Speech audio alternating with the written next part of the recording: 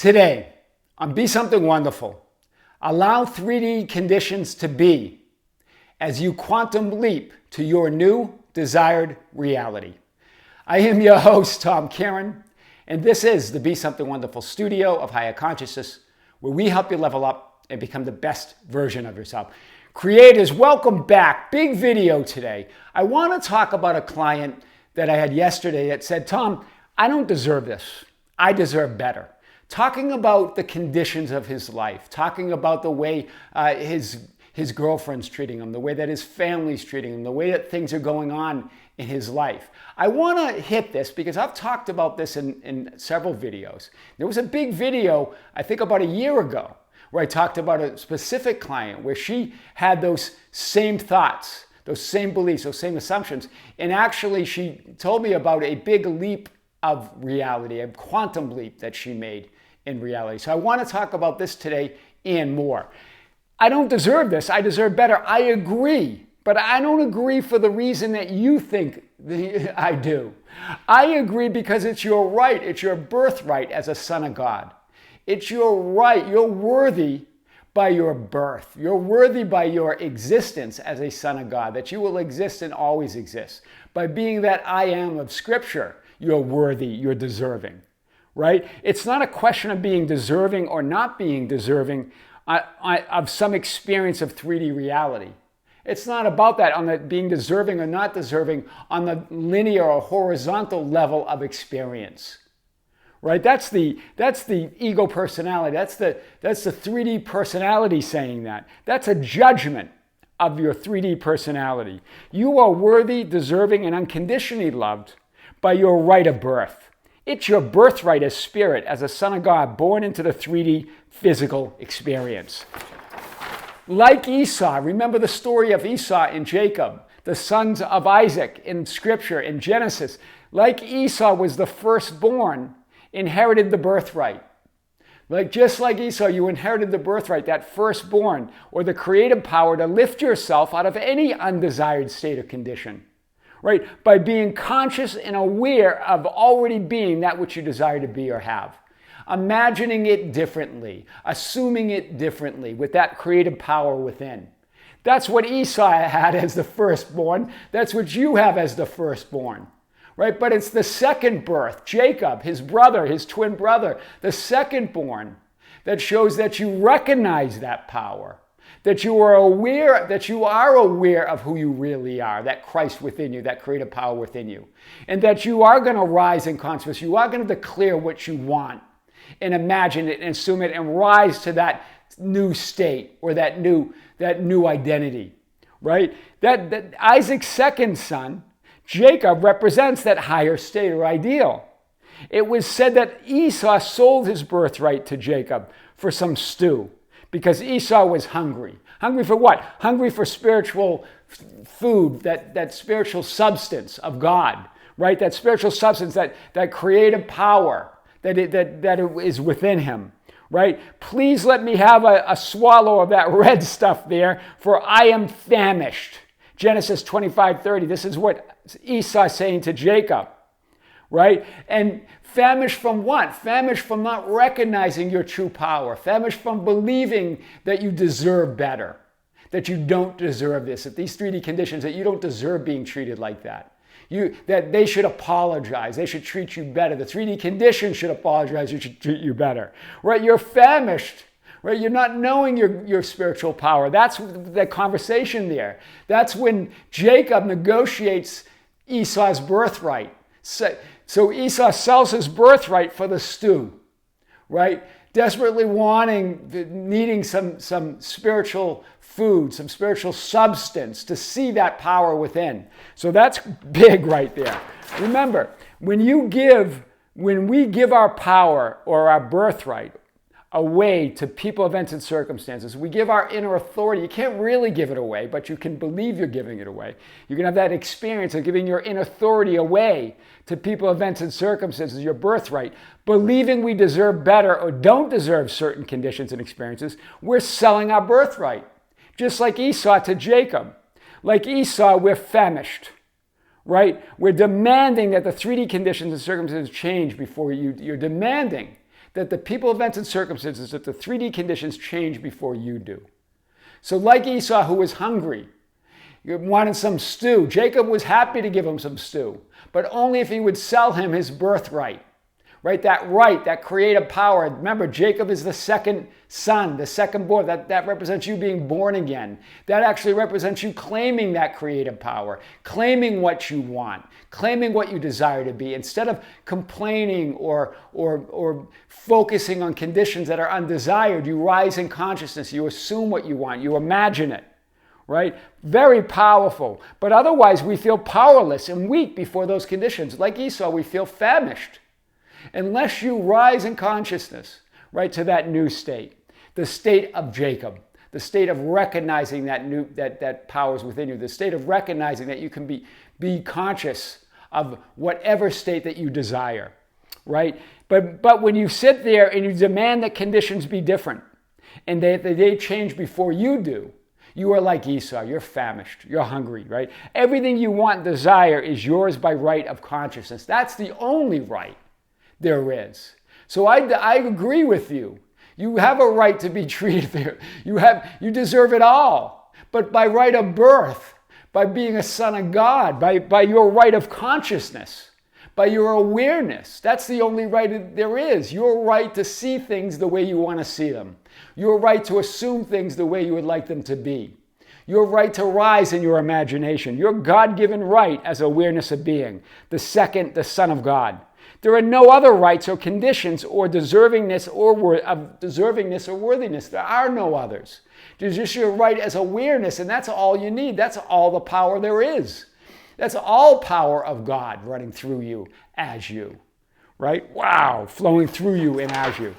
Right? It was said, thus, Esau despised his birthright. Of course you're going to despise it. When you believe you deserve better conditions or don't deserve current undesired conditions, you feel powerless. You feel wronged. You're looking to the outside world to make things right. You're looking for apologies, better treatment, better conditions. What's happening? I don't deserve this.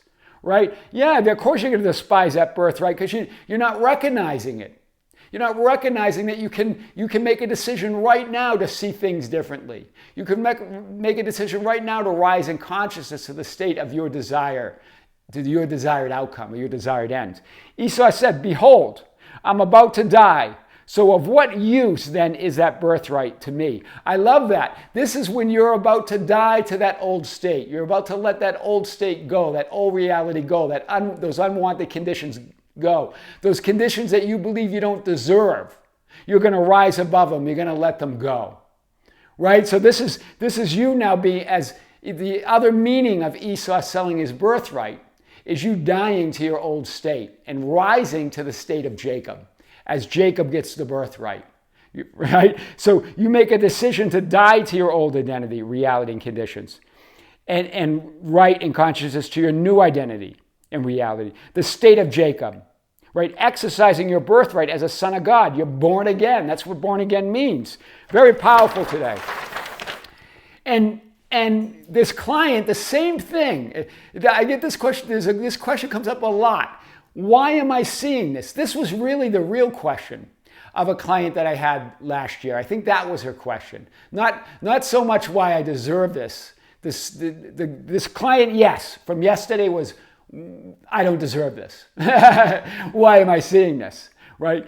But that client from a year ago, it's just, why am I seeing this? Right? It was less feeling unworthy, but more saying, why am I seeing this? That question only gives that reality more solidity and reality to a script, to a parallel reality, to identity and a 3D experience you no longer choose or desire. So when you say, I don't deserve this, that I deserve better, that why am I seeing this? That question alone gives that reality solidity. It gives it reality. It makes it real. You give that script, that parallel reality, that identity, that 3D experience that you no longer choose reality when you ask that question. Remember, if you want to see, perceive, or experience something different, you need to be someone different. You need to adopt that new identity. You need to leave that old state of Esau, that limited state where you're hungry, you're hurt, you're wronged, and rise to that state of Jacob. Likewise, if you want to be someone different, you need to see something different. So even as you're in those 3D conditions, you can see them differently. You get to decide what they mean to you. You get to decide if everything is unfolding towards your desired end. You get to decide to see the gold in those conditions. You get to see it all. So if you want to perceive something different, you need to be someone different. But at the same time, if you want to be someone different, you need to see something different. Both of those cases are true. If you're asking that question and believing, I don't deserve this, I deserve better, you are neither being someone different or seeing something different. Do you see this? Right? So even as you walk in those conditions, you can see it differently. You can be someone different. Wow, that's powerful. No matter where you look, you're looking through the eyes of Source, as Source. That's why A Course in Miracles says, I could see peace instead of this. You can see peace instead of this. You can see the true nature of reality behind any condition. You get to decide what it means to you. You give meaning and reality to all 3D people, events, and circumstances. And no matter where you stand, you're standing at the center of the divine mind in God consciousness with all power flowing through you. Not some power, but all power. In the eternal present moment from which all your identities, all versions of you, all realities, all scripts, all film rolls, past, present, and future, stream. All realities stream from you in this present moment, as you stand at the center of the divine mind, God consciousness, with all reality flowing through you. All possibilities in that eternal present moment, all identities, all versions, all realities stream from you, past, present, and future. You will rearrange all realities in all time right now with your assumptions, focus, and attention and beliefs. Assumptions, beliefs, focus, and attention, you get to decide.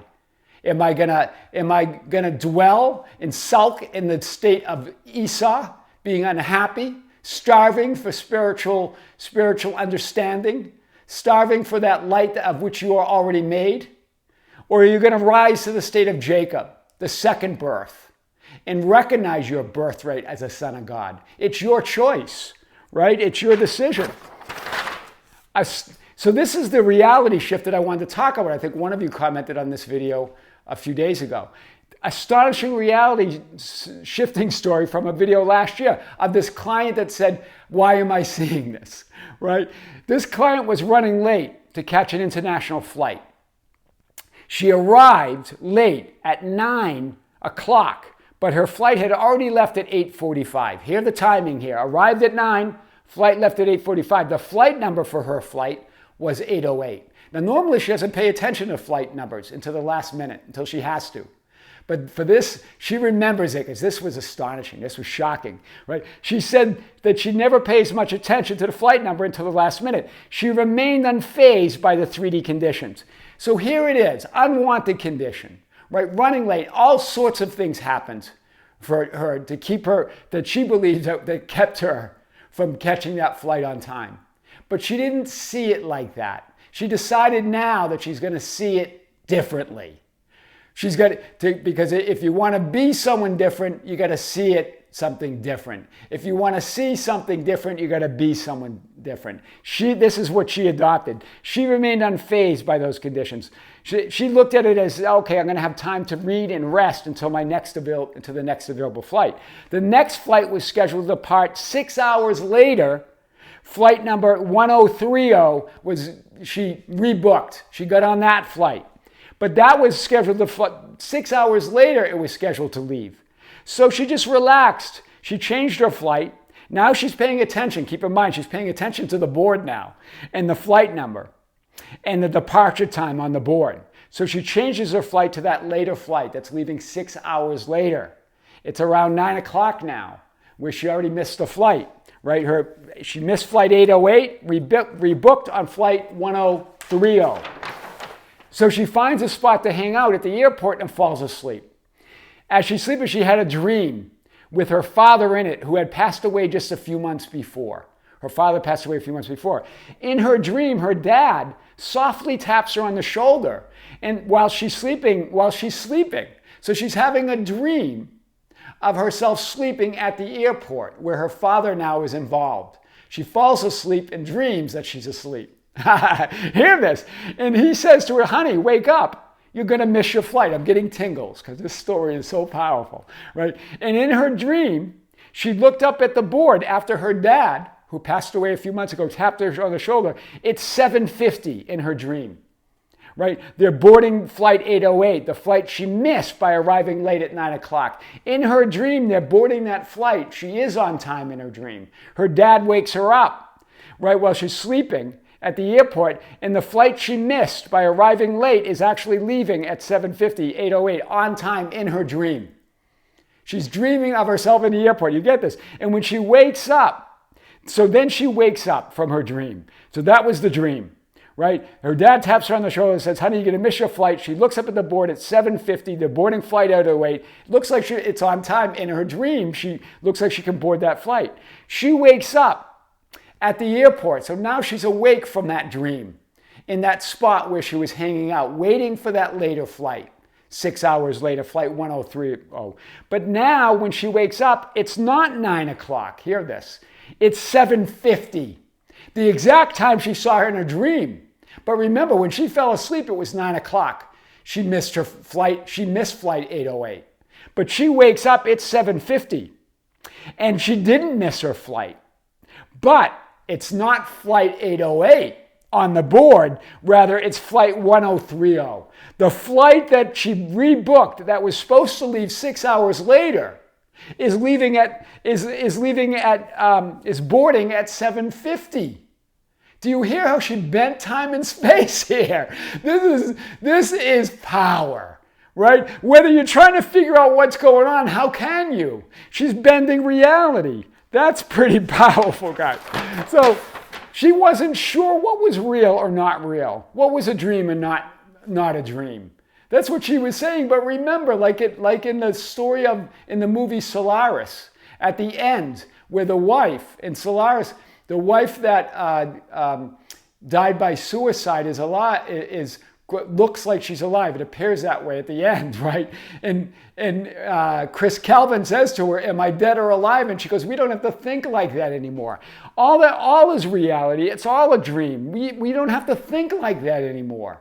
You're the power. You're a source. You're source. You're not separate from that reality, your experience. Whether it's a sleeping dream or a waking dream, you're dreaming or projecting it all from within you. It doesn't matter whether it's a sleeping dream or a waking dream. It's all a dream, and you're projecting that dream on the screen of time and space all from within you. That's why quantum physics puts forth that you as the observer of people, events, and conditions are not separate from the observing of them, from the perceiving of them. The observer is not separate from what it's observing. You create them. You change them as you observe them. That's what quantum physics tells us, right? That's powerful. So not only did her observation of the event, her running late, missing the flight, rebooking the next flight 6 hours later, not only did that collapse the wave of infinite possibilities into an observed event or reality, remember, that creates the event and the reality when you observe it. It collapses time and space, and it creates that time and that event or reality for you. But it also created at this time that she was late. It created a split in which one version of the event was perceived by her, that she was late and she was late for flight 808. That already took off, and she had a rebook on a flight 6 hours later, 1030. She collapsed the wave on that event as she was awake, right before she went to sleep. And it was perceived by her. An infinite number of alternative realities and version events were created at the same time. So as she collapsed that event, as she made that a solid reality, all the other possibilities were also created at the same time. But they retreated to the field of infinite possibilities as she experienced the event that she's observing. Each with a unique version of her, each with a unique identity that retreated back into the field of infinite possibilities. So all of those events were created at once, but she was only observing one possibility while she was awake right before her nap, right? Each observer identity of her has a reality, and each reality has a unique identity. So each reality has an observer, has an identity of her, and each of her multidimensional identities has a reality. And they all exist at once, right? All right now, right? Creation's finished. Remember, creation's finished, but all those identities and realities existing in potential.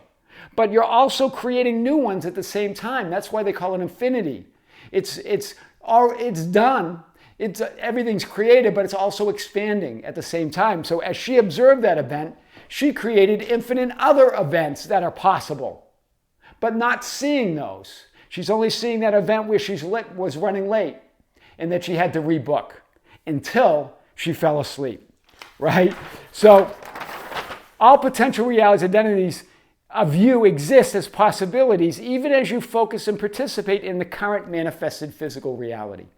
Do you see? All of those possibilities exist right now, so it makes no sense to resist and complain and keep lighting up that reality that you don't desire. So as you participate, as you don't resist that reality, just like she didn't. She was late, but she was cool about it.